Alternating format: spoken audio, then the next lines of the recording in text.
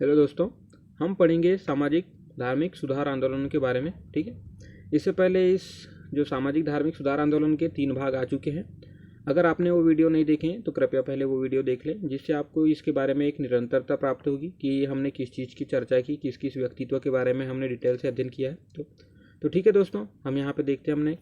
ठीक है, तो यहाँ पर हम चर्चा करेंगे सिख धर्म में सुधार के बारे में। ठीक है, चूँकि हिंदुत्व के अंतर्गत ही सिख धर्म का जन्म हुआ गुरु नानक जी के द्वारा।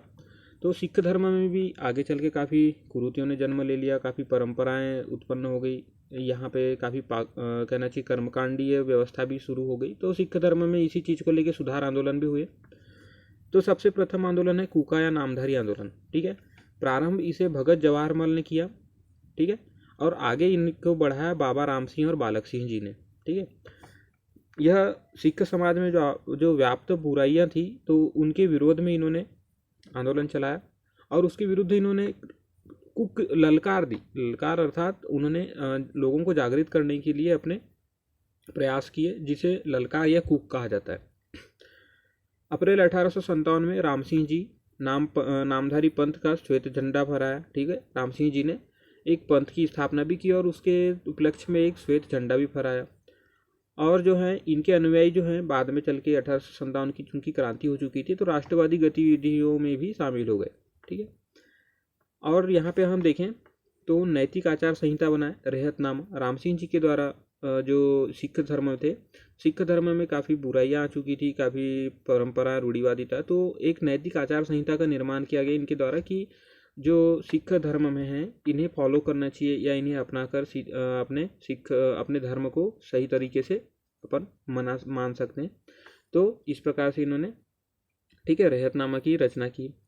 आनंद कारज, चूँकि उस समय जो है मुख्य रूप से विवाह आदि में काफ़ी ज़्यादा मात्रा में पैसे खर्च हुए जाया करते थे, और आजकल भी वैसे इस प्रकार से शादी या किसी प्रोग्राम के अंतर्गत बहुत सारे पैसे खर्च किए जाते। तो इन्होंने उसी चीज़ से बचने के लिए सामूहिक विवाह का एक परंपरा शुरू की, जिसको इन्होंने आनंद कारज नाम दिया। ठीक है, जिसमें एक ही समय में एक ही स्थान पे विभिन्न मतलब बहुत सारी शादियाँ या विवाह संपन्न किए जाते थे। ठीक है, 1857 में कर्नल वेले ने इन्हें गिरफ्तार कर लिया। ठीक है, चूँकि इनके जो अनुयायी थे धीरे धीरे राष्ट्रवादी गतिविधि में भी जुड़ने लगे, तो अंग्रेजों को ये शक होने लगा कि ये राजनीतिक रूप से काफ़ी सक्रिय हो रहे हैं, तो कहीं हमें आगे चल के कुछ नुकसान न हो।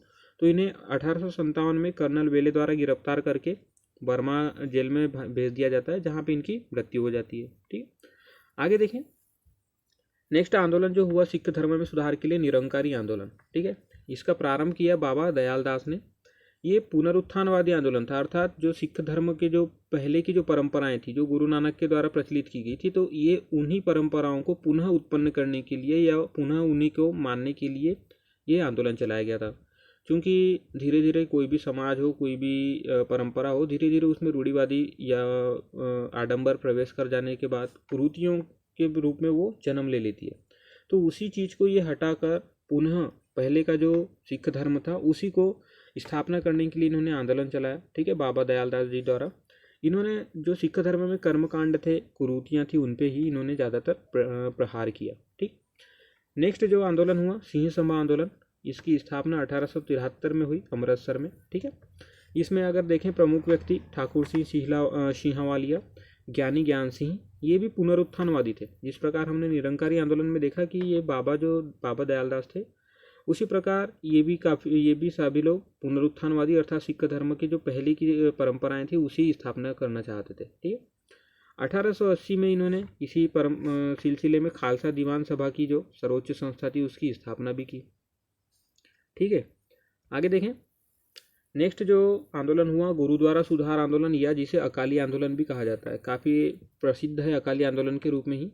तो ये जो है प्रारंभ हुआ 1920 में भ्रष्ट सिख महंतों के विरुद्ध।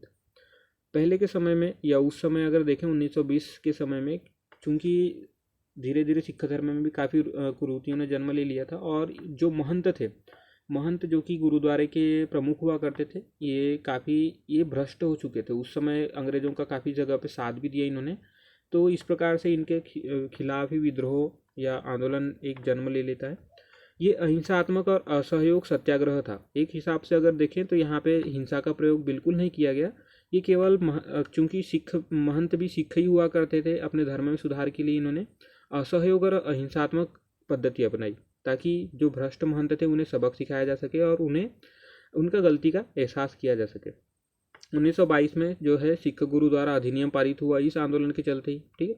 धीरे धीरे आंदोलन जैसे चलने लगा, काफ़ी सिख जो संप्रदाय के अनुयायी थे संगठित होकर इन जो भ्रष्ट सिख महंत थे उनके विरुद्ध आ गए। तो आगे चल के सभी ने मिलकर सिख गुरुद्वारा अधिनियम पारित किया, ठीक है, और 1925 में उसे संशोधित किया। और इसी अधिनियम के तहत जो है शिरोमणि गुरुद्वारा प्रबंध कमेटी का इन्होंने गठन किया, जो कि वर्तमान में भी अभी प्रचलित है, ठीक है। सिख धर्म का जो प्रबंधन है इन्हीं के द्वारा अपना किया जाता है। तो ये रहे, हम एक एक करके आंदोलन देखे कौन कौन से आंदोलन हुए सिख सुधार आंदोलन में।